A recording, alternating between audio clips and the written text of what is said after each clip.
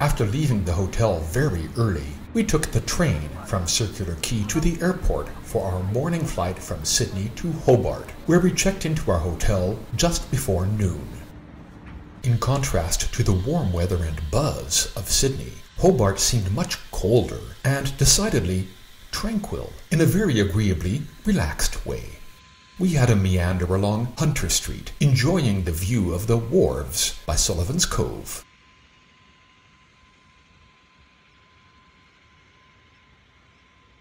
Food never being far from my mind, we headed over to the jam-packed cafe, a nod to the jam factory housed here in the 19th century, and found a spot in the beautifully restored atrium for lunch. The entire premises belonged to a hotel, including the artist studio lofts located on the floor overlooking the atrium, as well as the design store. We never really figured out what these oversized funnels were, presumably some sort of ventilation. In any case, we found them an eye-pleasing design statement. We stayed with a simple lunch, a quiche Lorraine plus a bit of salad with balsamico, and an irresistible 3 citrus juice to quench our thirst. A super moist house-made almond orange cake came just before our espresso to give us a bit of energy for the afternoon. Howard's close family friend Gail had flown down from Canberra to join us for our 2 days in Hobart, and she arrived at the hotel just after our lunch, so we set out together for a jaunt through town. We ambled past the Elizabeth Street Pier, over to the Brook Street Pier, where we got our tickets for the Mona Ferry. Details of our trip to the incredible Museum of Old and New Art will be coming up in just a few episodes.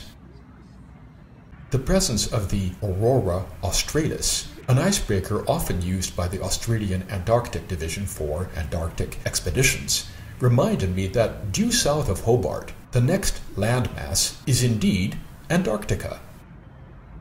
We passed by these stylized sails suspended from 4 metal columns in front of Prince's Wharf on our way over to Salamanca Place, with its sandstone buildings dating back to the early 19th century, now full of design shops, galleries, and eateries.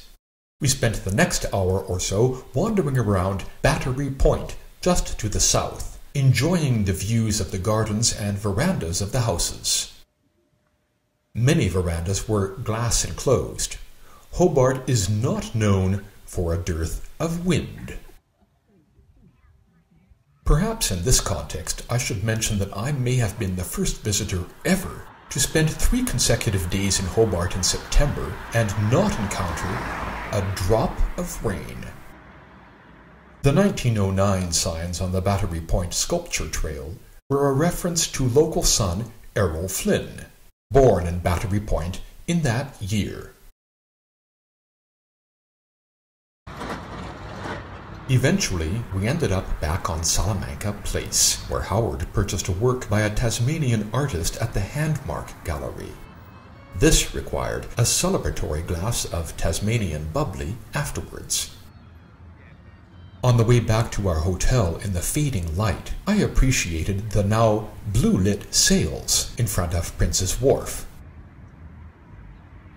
as well as these delightfully illuminated benches by the water.